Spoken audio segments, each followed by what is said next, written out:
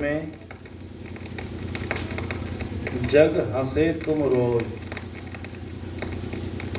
ऐसी करनी कर चलो, तुम हंसो जग रोज। सदगुरु कबीर मानवता के प्राण, एक ऐसे विलक्षण संत हैं जिन्होंने समाज को देखा है, परखा है। जहां जहां समाज में वैरूपता आई है, वहां वहां सदगुरु कबीर सबको टोका है। क्योंकि जिस समय सदगुरु कबीर का अवतरण हुआ था, कबीर साहब के अवतरण काल में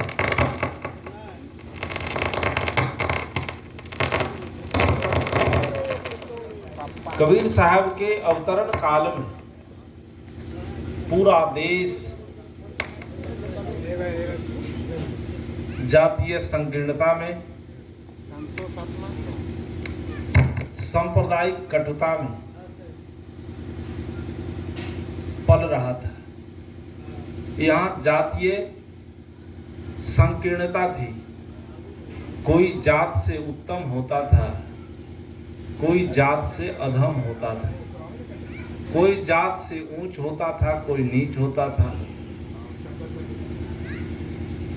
सदगुरु कबीर ऐसे विषम परिस्थिति में पूरी मानवता को एक समाधान दिया, और वो समाधान दिया कि एक ही त्वचा हार मल मूत्रा, एक रुधिर एक गुदा, एक बूंद से सृष्टि रची है, को ब्राह्मण को शूद्रा। आज से लगभग 620 वर्ष पूर्व, जब इस देश में जातीय कटुता थी, जातीय हिंसा थी, उस समय प्रश्न किया था, और वहां प्रश्न किया था जहां ब्राह्मणों की नगरी काशी है। और आज कबीर साहब की क्रांति एक पक्ष में हम समझें तो सफल हुआ है कि कबीर साहब के विचार के अनुसार इस देश का संविधान बन गया है। यहां तक ठीक है, लेकिन उस समय एक कबीर की आवश्यकता थी।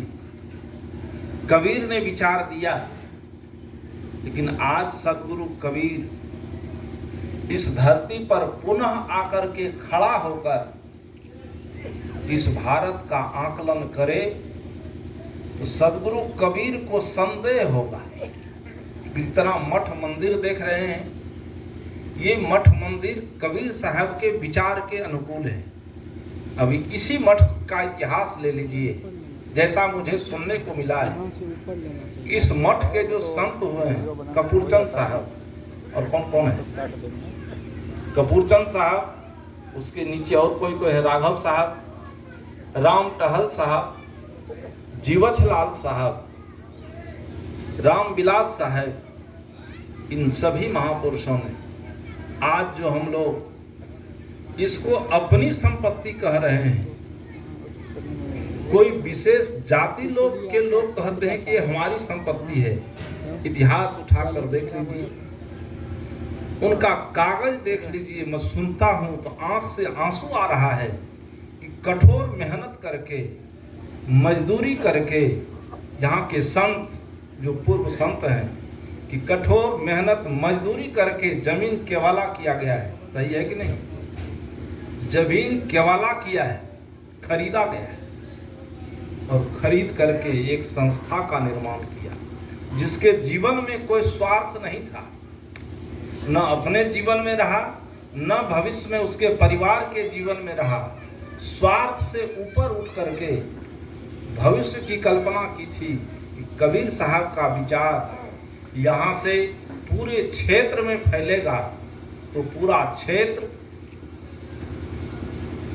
जो है एक मानवता के नाते जुड़ करके संस्थान का विकास करेगा। तो कबीर साहब ने जो सोचा था आज यदि खड़ा हो जाए धरती पर तो उनको लगेगा कि यही भारत देश है जहां हमने क्रांति की थी, यही वह धरती है जहां से हमने मानवतावाद का बिगुल फूंका था।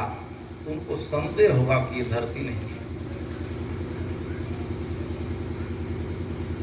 आज उसी कड़ी में जो महापुरुष हैं, उन्हीं कड़ी में ये मठ संचालित होता आ रहा है। कम से कम कौन क्या किया उसकी बात मैं नहीं करूंगा, लेकिन संचालित होता आ रहा है किसी न किसी रूप में। अंतिम महंत स्वरूपलीन संत कुशल साहब के नेतृत्व में कम से कम बचा हुआ है। और मेरा निवेदन होगा आप सब समाज मिलकर के कबीर साहब के विचारों को हृदयंगम करके और वैचारिक धारा स्वार्थ के से ऊपर उठ करके, स्वार्थ से ऊपर उठकर इस संस्था को विकास की तरफ ले चलने के लिए, चूंकि जगह खाली हो गई है, खाली जगह रह नहीं सकता, कोई न कोई संचालक होना चाहिए।